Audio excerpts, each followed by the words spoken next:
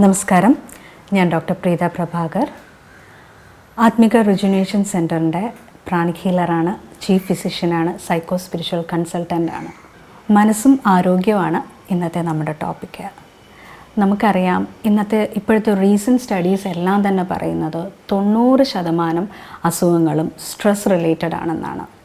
90% അസുഖങ്ങളെന്ന് പറയുമ്പോഴത്തേക്ക് അതിനകത്ത് ഇന്നത്തെ ലൈഫ് സ്റ്റൈൽ ഡിസീസും അങ്ങനെയുള്ള ഓൾമോസ്റ്റ് എല്ലാ തരത്തിലുള്ള അസുഖങ്ങളും പെടുന്നുണ്ട്. അപ്പോൾ നമ്മുടെ ഇന്ന് കാണുന്ന ഒരു ട്രെൻഡ് എന്ന് പറഞ്ഞാൽ, നമ്മൾ പലപ്പോഴും എല്ലാത്തിനും നമ്മൾ സമയം കണ്ടെത്താറുണ്ട്, പക്ഷേ മാനസികാരോഗ്യത്തിന് മാത്രം നമ്മൾ സമയം കണ്ടെത്താറില്ല. കാര്യം ഇന്നത്തെ ആൾക്കാർ ചെയ്യുന്ന ഒരു രീതി എന്ന് വെച്ചാൽ, നമ്മൾ ഒരു വീട് വെക്കാനോ അല്ലെങ്കിൽ ഒരു ജോലിക്ക് വേണ്ടിയോ അഹോരാത്രം നമ്മൾ പണിയെടുക്കുന്നുണ്ട്. വളരെ കഷ്ടപ്പെട്ട് ബുദ്ധിമുട്ടി നമ്മുടെ ആരോഗ്യം ശ്രദ്ധിക്കാതെ, മാനസികാരോഗ്യം ശ്രദ്ധിക്കാതെ, വേറൊന്നും തന്നെ നമ്മൾ ശ്രദ്ധിക്കാതെ നമ്മൾ കഷ്ടപ്പെട്ട് നമ്മളൊരു വീട് വയ്ക്കുകയോ അല്ലെങ്കിൽ ഒരു ജോലി നേടാനോ നമ്മൾ ശ്രമിക്കുന്നു.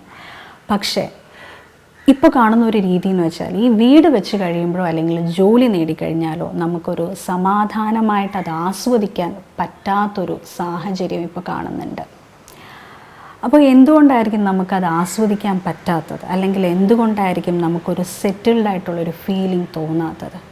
അതിൻ്റെ ഒരു പ്രധാന കാരണം എന്ന് വെച്ചാൽ, ഈ പറയുന്ന നമ്മൾ ഈ ഒരു കാര്യം നേടാൻ വേണ്ടി നമ്മൾ ഈ കിടന്ന് ഓടുന്നുണ്ടല്ലോ, ആ സമയത്ത് നമ്മൾ ശ്രദ്ധിക്കാതെ പോകുന്ന നമ്മുടെ മാനസികാരോഗ്യം പതിയെ പതിയെ നമ്മുടെ ശരീരത്തിൽ ഓരോരോ ആരോഗ്യ പ്രശ്നങ്ങളായിട്ട് പിന്നീട് പുറത്തു വരുന്നുണ്ട്. കാര്യം ഈ നമ്മൾ സ്ട്രെസ്ഫുള്ളായിട്ട് ഓരോ കാര്യങ്ങൾ ചെയ്യുമ്പോഴത്തേക്ക് അത് ശരിക്കും അഫക്റ്റ് ചെയ്യുന്നത് നമ്മുടെ ഹോർമോൺസിനെയാണ്. ഹോർമോൺസിനെ അഫക്റ്റ് ചെയ്യുമ്പോൾ പതിയെ അതെന്താവും, നമ്മുടെ ശരീരത്തിൽ ഓരോരോ ആരോഗ്യ പ്രശ്നങ്ങളായിട്ട് അത് വന്നു തുടങ്ങും. അപ്പോൾ അവിടെ നമ്മൾ മനസ്സിലാക്കാനുള്ളൊരു കാര്യമെന്ന് വെച്ചാൽ, നമ്മൾ ചില കാര്യങ്ങൾ മാനസിക ആരോഗ്യത്തിന് വേണ്ടി നമ്മൾ ചില കാര്യങ്ങൾ ശ്രദ്ധിക്കേണ്ടതുണ്ട്. അതിനകത്ത് ആദ്യത്തെ കാര്യം എന്ന് പറയുന്നത് നമ്മൾ ഉറക്കമാണ്.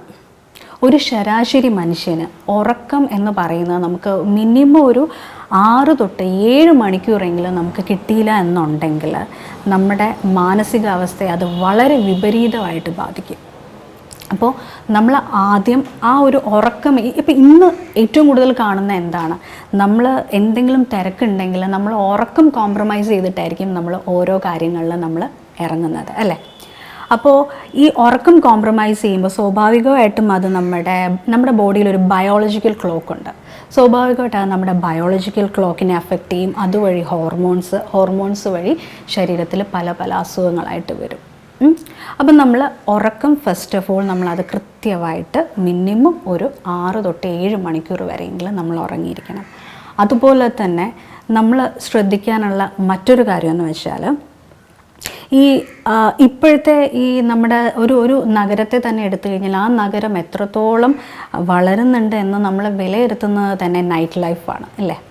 എത്രത്തോളം നേരം ഒരു കടകൾ തുറന്നിരിക്കുന്നു, അല്ലെങ്കിൽ അവിടെ എത്രത്തോളം ആൾക്കാർ വരുന്നു എന്നതിനനുസരിച്ചിട്ടാണ് ഒരു നഗരത്തിൻ്റെ ഉയർച്ചയെ തന്നെ നമ്മൾ കണക്കാക്കുന്നത്. അപ്പോൾ നമ്മൾ നമ്മുടെ ബോഡിയുടെ ഒരു നാച്ചുറൽ, നേരത്തെ പറഞ്ഞല്ലോ, ബയോളജിക്കൽ ക്ലോക്ക്. അപ്പോൾ ആ ഒരു ക്ലോക്കിൽ അനുസരിച്ച് നമ്മൾ കഴിവതും ഒരു 12 മണിക്ക് ശേഷം നമ്മൾ ഇരിക്കാണ്ടിരിക്കുക. കാര്യം നമ്മൾ ഈ 12 മണിക്ക് ശേഷം ഇരിക്കുമ്പോഴത്തേക്ക് നമ്മുടെ ശരീരത്തിനെയും മാനസികാവസ്ഥയെയും അത് വളരെ വിപരീതമായിട്ടാണ് അത് ബാധിക്കുന്നത്. അതുപോലെ തന്നെ കഴിവതും ഒരു 7 മണിയാകുമ്പോഴത്തേക്ക് 7 മണിക്കകത്ത് എഴുന്നേൽക്കാനും നമ്മൾ ശ്രദ്ധിക്കേണ്ടതുണ്ട്. ശരിക്കും മാനസികാരോഗ്യത്തിന് ഏറ്റവും നമ്മളെ അഫക്റ്റ് ചെയ്യുന്ന ഒന്നാണ് ഉറക്കം. അത് കഴിഞ്ഞ് രണ്ടാമത്തെ ഇമ്പോർട്ടൻ്റ് കാര്യം എന്ന് വെച്ചാൽ എക്സസൈസ് ഇല്ലായ്മ. കാര്യം ഇപ്പോൾ വീട്ടമ്മമാരെ തന്നെ എടുത്തു കഴിഞ്ഞാൽ അവർ അടുക്കളയിൽ കിടന്ന് ഒരുപാട് ജോലി ചെയ്യുന്നുണ്ട്. അപ്പോൾ അവരോട് എക്സസൈസ് എന്ന് പറഞ്ഞാൽ അവർക്ക് പെട്ടെന്ന് അത് അക്സെപ്റ്റ് ചെയ്യാൻ ബുദ്ധിമുട്ട്. കാര്യം ഇരുട്ട് വെളുക്ക് ജോലി ചെയ്യുന്നുണ്ട്, പിന്നെ ഞാൻ എന്തിന് എക്സസൈസ് ചെയ്യണമെന്നാണ് പലരുടെയും ചോദ്യം. ഇപ്പോൾ ജോലിക്ക് പോകുന്നവരാണെങ്കിലും അങ്ങനെയാണ്, ഫുൾ ടൈം അവർ ജോലിക്ക് പോകുന്നുണ്ട്, പിന്നെ എന്തിന് എക്സസൈസ്? പക്ഷെ അങ്ങനെയല്ല കേട്ടോ. ഈ എക്സസൈസ് എന്ന് പറഞ്ഞാൽ ഇറ്റ്സ് ലൈക്ക് നമ്മളിപ്പോൾ ഒരു കാറ് സർവീസ് ചെയ്യാൻ കൊടുക്കുന്ന പോലെ പ്രോപ്പറായിട്ട് ആ കാറിന് സർവീസ് ചെയ്തില്ലെങ്കിൽ ആ വണ്ടി അധികം നാൾ ഓടും, അല്ലെങ്കിൽ സ്മൂത്തായിട്ട് ഓടും? ഇല്ല. അപ്പോൾ നമുക്ക് അതുപോലെ തന്നെയാണ് നമുക്ക് ഈ എക്സസൈസ് എന്ന് പറയുന്നത്. ശരിയായ രീതിയിൽ നമ്മുടെ ശരീരത്തിലുള്ള ഓരോ ജോയിൻസിനും നമ്മൾ മൂവ്മെൻറ്റ്സ് കൊടുക്കേണ്ടതുണ്ട്. അപ്പോൾ ഒരു ചിട്ടയായിട്ട് തന്നെ എല്ലാ ദിവസവും ഒരുപാടൊന്നും ചെയ്തില്ലെങ്കിലും ഒരു 10 തൊട്ട് 15 മിനിറ്റെങ്കിലും നമ്മൾ എക്സസൈസിന് വേണ്ടി മാറ്റി വയ്ക്കണം. മാത്രമല്ല ഇന്നത്തെ തലമുറയിലെ കുഞ്ഞുങ്ങളെ വരെ നമ്മളത് പ്രാക്ടീസ് ചെയ്ത് കൊണ്ടുവരികയും വേണം. മാനസികാരോഗ്യത്തിനും മറ്റ് ശരീരാരോഗ്യത്തിനും അത് വളരെ ഇമ്പോർട്ടൻ്റ് ആയിട്ടുള്ളതാണ്. എക്സസൈസ് എന്ന് പറയുമ്പോൾ ശരീരത്തിൻ്റെ എക്സസൈസ് മാത്രമല്ല, ബ്രീത്തിങ് എക്സസൈസും നമ്മൾ ശ്രദ്ധിക്കേണ്ടതുണ്ട്. അതും ചെറിയ രീതി, ഞാൻ പറഞ്ഞല്ലോ വലിയ കാര്യത്തിലൊന്നും നമുക്ക് ചെയ്യാൻ പറ്റിയില്ലെങ്കിലും ചെറിയ രീതിയിലുള്ള ഡീപ്പ് ബ്രീത്തിങ് ടെക്നിക്സ് ആണെങ്കിൽ പോലും നമ്മൾ ചെറിയ രീതിയിൽ ഒന്ന് പറഞ്ഞു കൊടുക്കണം കുഞ്ഞുങ്ങൾക്ക്. അത് കഴിഞ്ഞ് മൂന്നാമത് നമ്മൾ മാനസികാരോഗ്യത്തെ നമ്മൾ ശ്രദ്ധിക്കേണ്ടുന്ന ഒരു കാര്യമാണ് ഹെൽത്തി റിലേഷൻഷിപ്പ്. ഇപ്പോഴത്തെ ഏറ്റവും കൂടുതൽ കാണുന്നതെന്ന് വെച്ചാൽ നമുക്കിപ്പോൾ പലരെയും നമ്മുടെ കൂടെ ഉള്ളവരെ തന്നെ നമുക്ക് വിശ്വസിക്കാൻ പറ്റാത്തൊരവസ്ഥയാണ്. നമുക്കൊന്നും അവരോട് തുറന്നു പറയാൻ പറ്റാത്തൊരവസ്ഥയാണ്. അപ്പോൾ നമ്മൾ റിലേഷൻഷിപ്പ് ചൂസ് ചെയ്യുമ്പോൾ എപ്പോഴും മനസ്സിൻ്റെ സമാധാനത്തിന് ഇമ്പോർട്ടൻസ് കൊടുത്തിട്ട് വേണം നമ്മൾ നോക്കാൻ. ആ റിലേഷൻഷിപ്പ് നമുക്ക് സമാധാനം കിട്ടുന്നതാണോ, അതോ നമ്മളെ നശിപ്പിക്കുന്നതാണോ എന്നുള്ളത് നോക്കിയിട്ട് വേണം ഒരു റിലേഷൻഷിപ്പ് നമ്മൾ കീപ്പ് ചെയ്യണമെന്നോ അല്ലെങ്കിൽ ഡിസ്കണക്റ്റ് ചെയ്യണമെന്നോ നമ്മൾ തീരുമാനിക്കേണ്ടത്. മാത്രമല്ല നമുക്കിപ്പോൾ ഒരു പരിധി വരെ നമ്മുടെ മനസ്സിൻ്റെ ഭാരം നമുക്ക് പുറത്തോട്ട് ഇറക്കി വെക്കണമെങ്കിൽ ഒരു ഹെൽത്തി റിലേഷൻഷിപ്പ് അത്യാവശ്യമാണ്. ശരിക്കും പറഞ്ഞാൽ നമ്മൾ ഒരാളോട് ഒരു കാര്യം നമ്മുടെ വിഷമം പറയാന്ന് വെച്ചാൽ കൈൻഡ് ഓഫ് ഒരു റിലീസിങ് മെക്കാനിസമാണത്. അങ്ങനെ ചെയ്ത് കഴിയുമ്പോൾ തന്നെ നമ്മുടെ പകുതി ഭാരം നമുക്ക് കുറയും. അതിനനുസരിച്ച് നമ്മുടെ പ്രൊഡക്ടിവിറ്റിയും കൂടും. അപ്പോൾ ഹെൽത്തി റിലേഷൻഷിപ്പ് എപ്പോഴും ശ്രദ്ധിക്കണം. പിന്നെ നാലാമത്തെ കാര്യം നമ്മൾ ശ്രദ്ധിക്കാനുള്ളത്, എപ്പോഴും നമുക്ക് വേണ്ടി ഒരു 10 മിനിറ്റ് അല്ലെങ്കിൽ ഒരു 15 മിനിറ്റ് മാറ്റി വയ്ക്കാൻ നമുക്ക് സാധിക്കണം.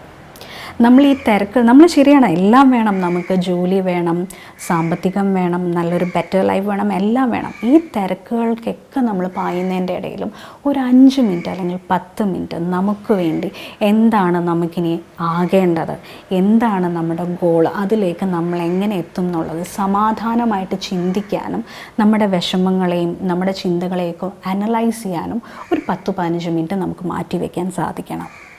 അങ്ങനെ നമ്മൾ ചെയ്യുവാണെങ്കിൽ ഒരു പക്ഷേ നാളൊരു കാലത്ത് ഒരു സൈക്യാട്രിസ്റ്റിനെ കാണുന്നത് നമുക്ക് അതുവഴി ഒഴിവാക്കാൻ സാധിക്കും. പിന്നെ നമ്മൾ ശ്രദ്ധിക്കേണ്ടുന്ന മറ്റൊരു കാര്യം എന്ന് വെച്ചാൽ, നമുക്ക് കുറ്റബോധം വരുന്ന കാര്യങ്ങളൊന്നും കഴിവതും ചെയ്യാണ്ടിരിക്കാൻ ശ്രമിക്കുക. കാര്യം ഈ കുറ്റബോധം, ഇപ്പോൾ ഏറ്റവും കൂടുതൽ ആൾക്കാർ ബുദ്ധിമുട്ടുന്നതെന്ന് വെച്ചാൽ കുറ്റബോധം കാരണമാണ്. കുറ്റബോധം എന്ന് വെച്ചാൽ ശരിക്കും മനസ്സിൻ്റെ ഒരു ക്യാൻസർ പോലെയാണ്. ശരീരത്തിന് ക്യാൻസർ വന്നാൽ എങ്ങനെയാണെന്ന് നമുക്കറിയാലോ. അതുപോലെ ഈ കുറ്റബോധത്തിൻ്റെ ആ ഒരു എനർജി എന്ന് വെച്ചാൽ മനസ്സിനെ ഏൽപ്പിക്കുന്ന ഒരു തരം ക്യാൻസറാണ്. വൺസ് അത് വന്നു കഴിഞ്ഞാൽ പിന്നെ നമ്മളെ അത് കാർന്ന് തിന്നുകൊണ്ടിരിക്കും. നമ്മുടെ പ്രൊഡക്ടിവിറ്റീനെ അത് അഫക്റ്റ് ചെയ്യും. അതുപോലെ നമ്മുടെ സക്സസ്സിനെ അത് അഫക്റ്റ് ചെയ്യും, നമ്മുടെ ആരോഗ്യത്തിനെ അത് അഫക്റ്റ് ചെയ്യും. അതുകൊണ്ട് തന്നെ കുറ്റബോധം വരാതിരിക്കാൻ മാക്സിമം ശ്രദ്ധിക്കുക. കുറ്റബോധം വരാത്ത രീതിയിൽ കാര്യങ്ങൾ ചെയ്യാൻ ശ്രദ്ധിക്കുക. ഇൻ കേസ് അങ്ങനെ എന്തെങ്കിലും ഉണ്ടെങ്കിൽ തന്നെ അതിന് സൊല്യൂഷൻ കാണാൻ പറ്റുവാണെങ്കിൽ സൊല്യൂഷൻ കാണുക. ഇത്രയും കാര്യങ്ങളാണ് മെയിനായിട്ട് നമ്മൾ മനസ്സിൻ്റെ ആരോഗ്യത്തിന് വേണ്ടി നമ്മൾ ശ്രദ്ധിക്കുക. ഇനിയും ഒരുപാടുണ്ട് കേട്ടോ, ഇത് വളരെ വലിയൊരു വാസ്റ്റ് ടോപ്പിക്കാണ്. ഇനി ഒരുപാട് കാര്യങ്ങളുണ്ട്. മെയിനായിട്ട് ഇത്രയും കാര്യങ്ങളെങ്കിലും ശ്രദ്ധിക്കുക. അവസാനമായി ഒരു കാര്യം കൂടെ പറയാനുള്ളതെന്ന് വെച്ചാൽ, എപ്പോഴും ഇപ്പം നമ്മുടെ തലയിൽ ഒരുപാട് ചിന്തകൾ വരാറുണ്ട് അല്ലേ, പലതരം ചിന്തകൾ വരാറുണ്ട്. അതുപോലെ തന്നെ നമുക്കിപ്പോൾ വളരെ വേണ്ടപ്പെട്ട ഒരു സുഹൃത്ത് നമ്മളോടൊരു കാര്യം പറയാതെ മറ്റൊരാളോട് പറഞ്ഞു എന്ന് തന്നെ ഇരിക്കട്ടെ. അങ്ങനെ ഉണ്ടെന്നുണ്ടെങ്കിൽ അപ്പോൾ നമുക്ക് സ്വാഭാവികമായിട്ട് നമുക്കൊരു ഇറിറ്റേഷനും ദേഷ്യമൊക്കെ തോന്നും. എന്തുകൊണ്ട് എൻ്റെ അടുത്ത് പറഞ്ഞില്ല, ഞാൻ ഇനി എന്തെങ്കിലും തെറ്റ് ചെയ്തിട്ടാണോ എൻ്റെ അടുത്ത് പറയാത്തത്, അല്ലെങ്കിൽ എന്നോട് ദേഷ്യം ഉണ്ടായിട്ടാണോ എന്നൊക്കെ നമ്മൾ ചിന്തിക്കും. സ്വാഭാവികമായിട്ട് നമ്മൾ ഇറിറ്റേറ്റഡ് ആവും, നമുക്ക് ദേഷ്യം വരും, നമ്മൾ ഫ്രസ്ട്രേറ്റഡ് ആവും ഇല്ല. അപ്പോൾ അങ്ങനെയുള്ള സാഹചര്യങ്ങൾ നമ്മൾ ആ ദേഷ്യവും ഫ്രസ്ട്രേഷനും കൊണ്ടിരിക്കാതെ കഴിയുമെങ്കിൽ അതൊന്ന് വാലിഡേറ്റ് ചെയ്യാൻ ശ്രമിക്കണം. അതായത് ഞാൻ ചിന്തിച്ചത് കറക്റ്റാണോ, എനിക്ക് വന്ന ആ ചിന്ത കറക്റ്റാണോ എന്നൊക്കെയുള്ള കാര്യം സത്യാവസ്ഥ ഒന്ന് വാലിഡേറ്റ് ചെയ്യാൻ എപ്പോഴും ശ്രദ്ധിക്കണം.